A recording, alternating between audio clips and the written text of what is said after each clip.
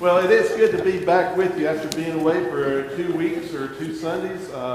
Whenever I left, it was raining. When I came back, it was raining. I think it rained the whole time I was gone. And even rain, I took some rain down with us.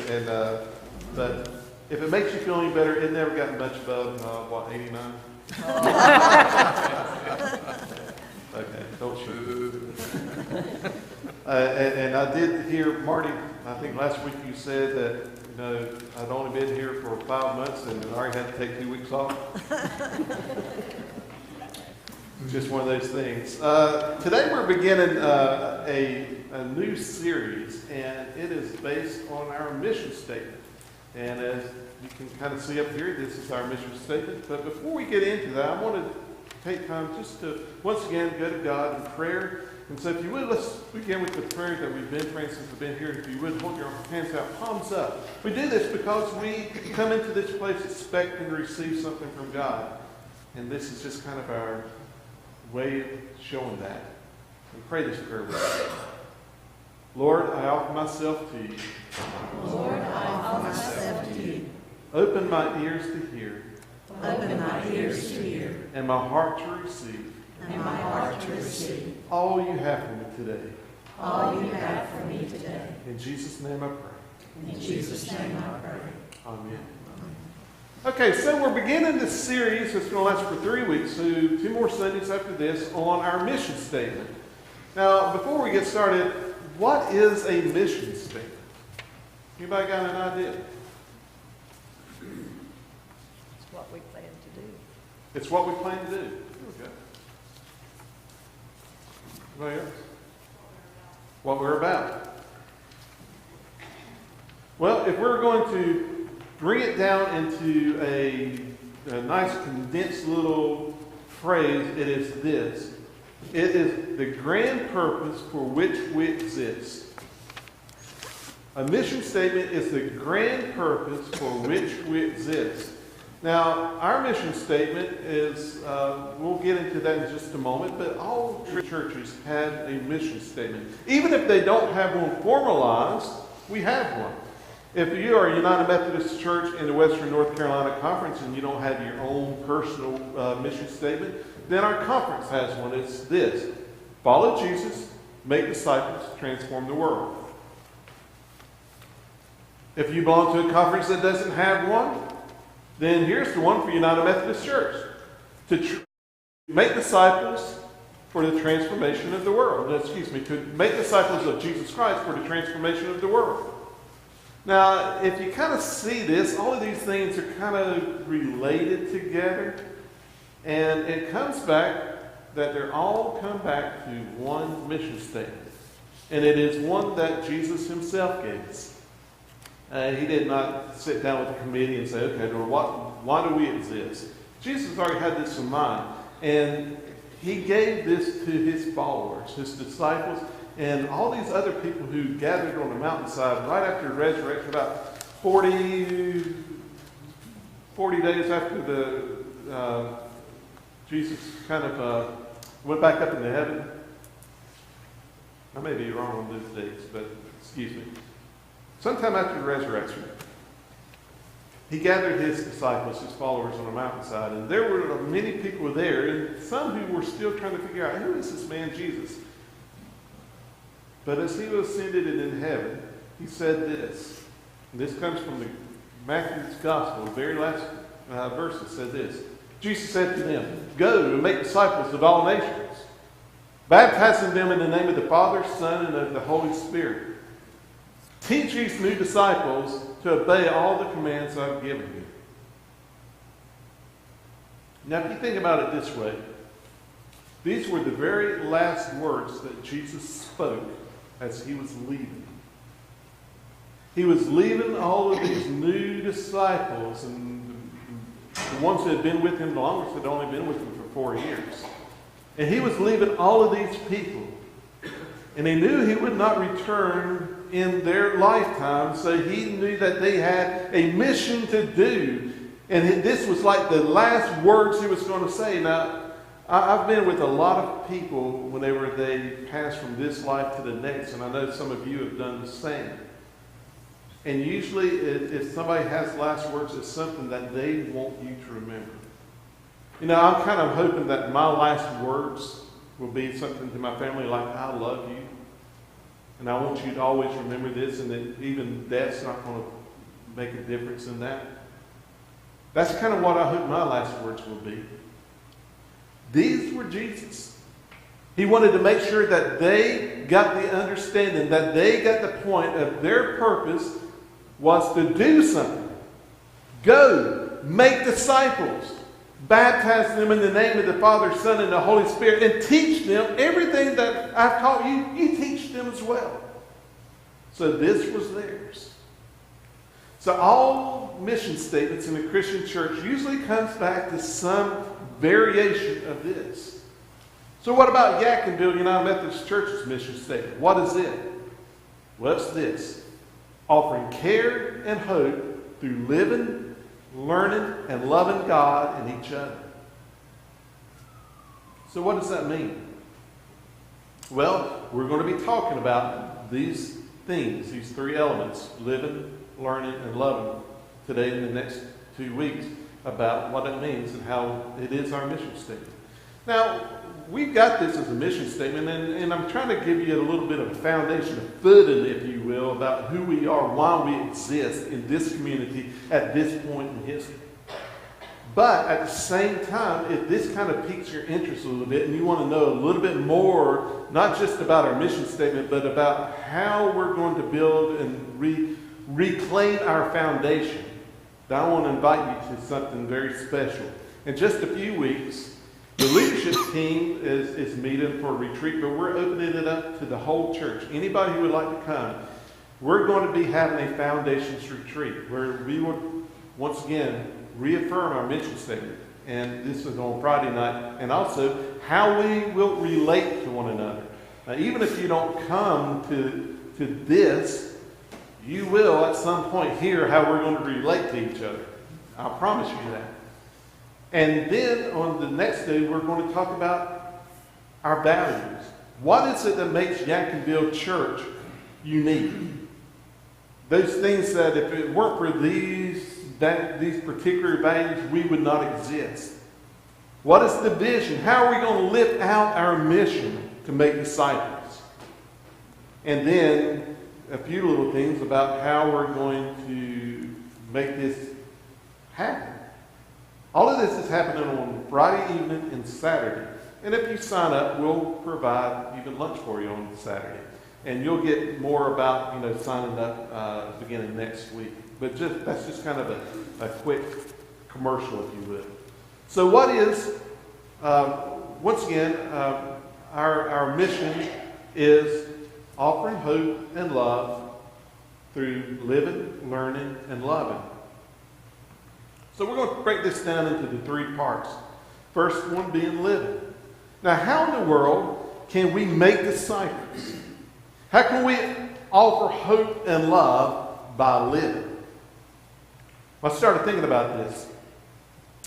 One of the things whenever I go through the process of forming a sermon or something is I look at the different terms that we use. And I looked at this one today, living. I thought I had a pretty good idea what living meant. So I looked it up in the dictionary. And you know what I found out? A definition for living? Anybody want to guess? Do what? Breathing? Yeah. That's good because the first definition I saw was not dead. Now I'm going, okay, that's good, because I don't know about you, but I've been in some churches that are pretty dead, haven't you? Have you ever been in some of those? Or if they're not dead, then they were the walking dead, or the standing dead. I mean, they were kind of zombies. They go through the motions. They appear to live, but there's nothing living about them. And the problem is, if they keep doing that, they just start stinking. But anyway, having life. Living means having life. So what does that mean for us? Well, one of the other definitions I saw is that says that living means you're active and you're vigorous. And I started thinking, well, what about Yadkinville? It didn't take me long to remember that this is a very active church. You know, the largest church I've ever served was 1,000 members, had about 500 in worship. And it was a very active church. And within my first couple weeks here at Yacksonville, I found out that this church is just about as active. Matter of fact, Bobby, I said that, didn't I?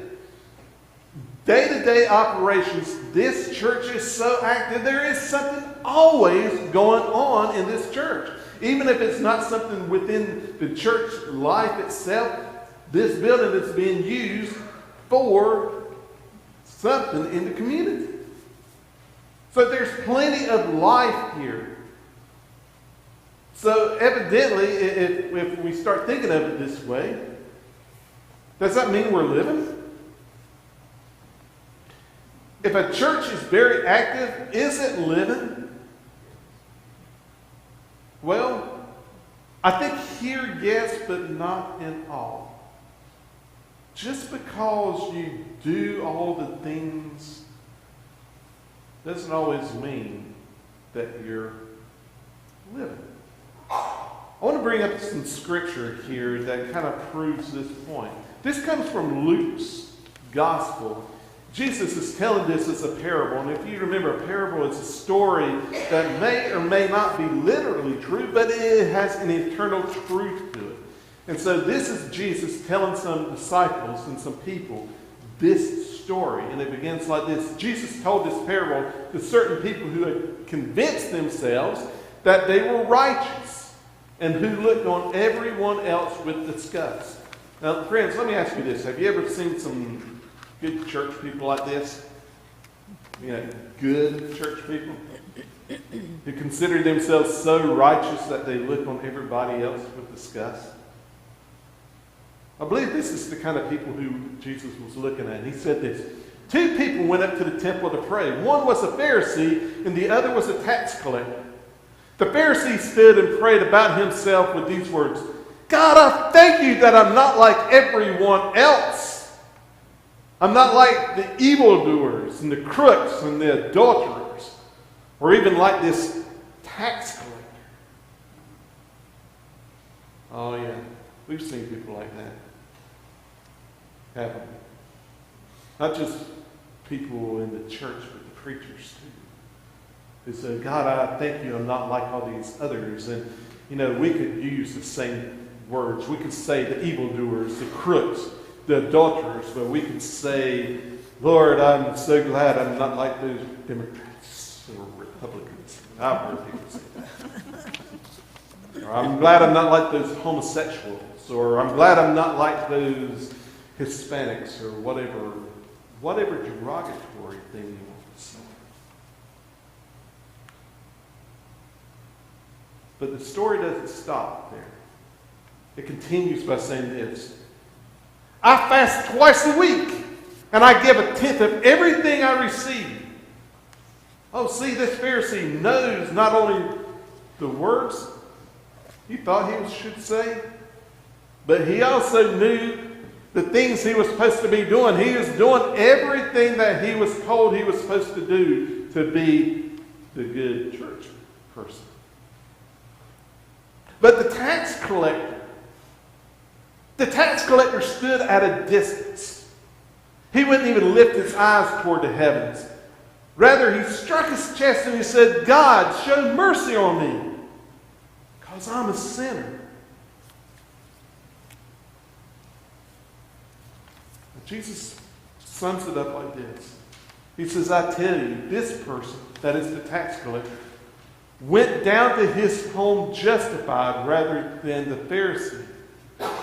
Because all who lift themselves up will be brought low, and all those who make themselves low will be lifted up.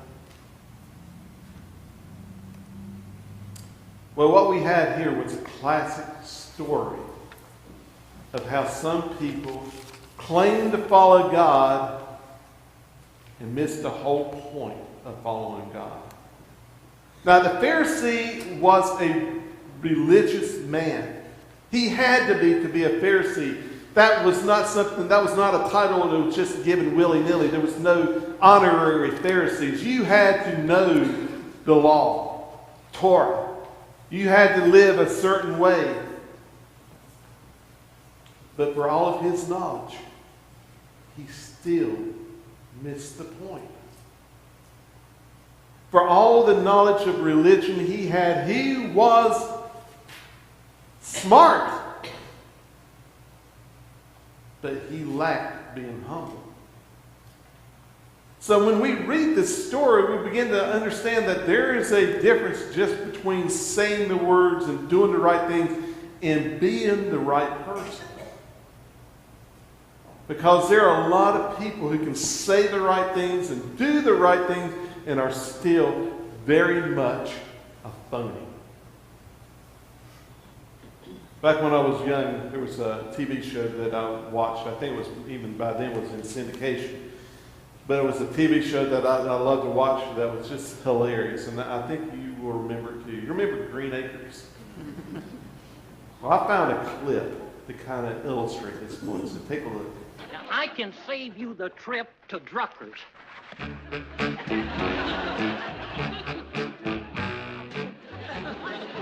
Have you had time to read the sign? Yes? Then shall we examine the merchandise? Listen, I'm not interested. Is that the junk you're trying to sell me? No, it's the other junk I'm trying to sell you. If you will just sit down, I'll have the clothes modeled for you.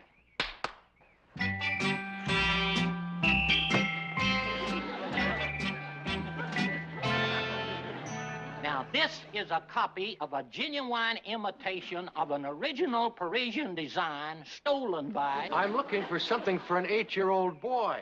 You couldn't get anything better for an 8-year-old boy than little Nancy. Now that was funny itself, but did you hear how he described the outfit? Here you have a genuine imitation. Now, folks, let that rattle around in your brains for a bit. A genuine imitation. In other words, what Mr. Haney was peddling was an authentic fake.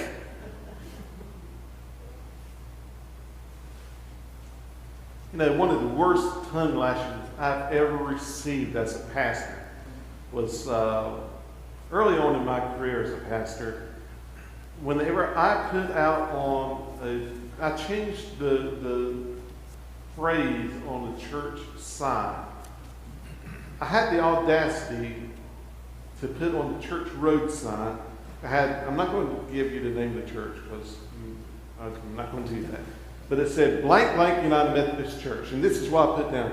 An imperfect church for imperfect people. Imperfect church for imperfect people. Evidently, this did not sit well with one of the matriarchs of the church. Because she came to the parsonage, came in our den, and stuck her bony finger in my face, wagged it back and forth, calling me every name in the book, plus some I never heard of before.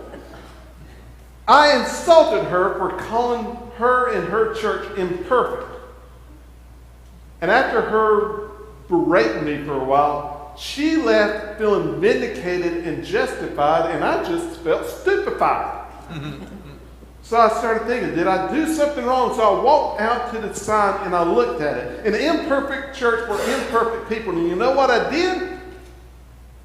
I left it alone. Because that encounter proved the point. You see, to be authentic means that we don't have all the answers. That we don't have everything together. That we are just still messed up. That we are still sin-filled people and fallen people. We're broken people. We're flawed people. But at the same time, it also means that we understand that there is a God who loved us so much that he formed us with his own hands and breathed into us the breath of life. And a God who loved us so much that he was willing to die so that we would never be separated from him. That's a sting of death. You see, friends, what the world needs is not genuine imitations of followers of Christ. What the world needs is genuine, authentic followers of Christ. So how do we do that? How do we live an authentic life? How can we live into our mission of offering hope and care by just living? Well, we live an authentic life. Now, what does that mean?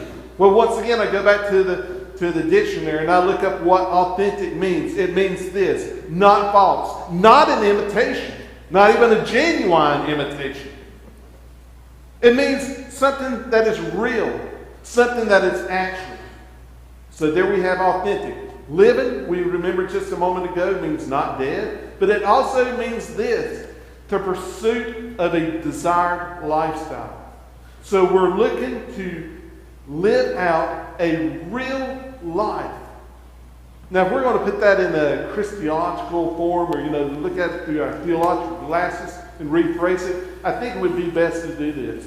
Authentic life means this: a life conforming to the truth, the love of Jesus Christ. A life conforming to the truth, that is the love of Jesus Christ. You see, friends, we're all on this faith road together. Now, all of us are on this road together, but we're not all at the same point. Some of us just started out. Some of us are nearing the end. Most of us are somewhere in between, and we're moving at different speeds. This is not a race. It's not a competition. We all move along this road at different speeds. And that's the way it has always been. But we're always moving towards our goal. Now, in United Methodist terms, this means moving on to perfection. And that is living the life that God created us to live. But maybe what we need to do is to take to heart Paul's plea to some Romans who are traveling along this same road. You see, this road is not new. This faith road that we're on, it's not new. It's been around for thousands of years. And 2,000 years ago, Paul wrote a letter to some other pilgrims on that road. And he said this. He said, "Don't be conformed to the patterns of this world, but be transformed by the renewing of your minds, so that you can figure out God's will, what is good, what is pleasing, what is mature." As a pastor, that's probably one of the biggest and most prevalent questions I get is, how do I know God's will? Well, the way you find out is live an authentic life. Don't conform yourself to everything else. Be transformed by the renewing of your mind in Jesus Christ. That's what it means to live an authentic life. You see, when you live an authentic life, you don't have to carry the baggage of pretending to be something you're not. All you have to do is be honest about who you are at this moment. This is who I am. I am messed up. I'm flawed. I'm filled with sin. I don't have it all together. I don't have all the answers. But you know what? Where I am right now does not mean where I'm going to stay. I'm moving forward. I'm moving towards perfection. I am always striving to be the one that God has called me to be. I think it was in the movie The Lion King, where Mufasa tells Simba, "You are more than what you've become." It means we've got a ways to go. We're not there yet. Some people may get there. But the rest of us, we are always moving, striving to fully live into who we are and who God is calling us to be. That's how we live out our life. How we live out our mission statement, this first part. To live authentic lives. Now, I said earlier, this is based on the Great Commission. Living is. And where it comes in, it's that very first word, go. You know, of all of the translations, none of them, I believe, translate the Greek word correctly. Because the way we always have is go. Like, right now, go. This is a directive. Do it right now. Start right now. It means that we hadn't done it. But the way that the Greek really means, that word go in Greek really means, is something that we're already doing. So instead of go, it probably could be better put like this. As you are going, make disciples. Or in our context today, as you are living your life, make disciples for the transformation of this world. And let all of God's people here at Yadkinville United Methodist Church, all of God's broken yet authentic people, say, Amen. Amen.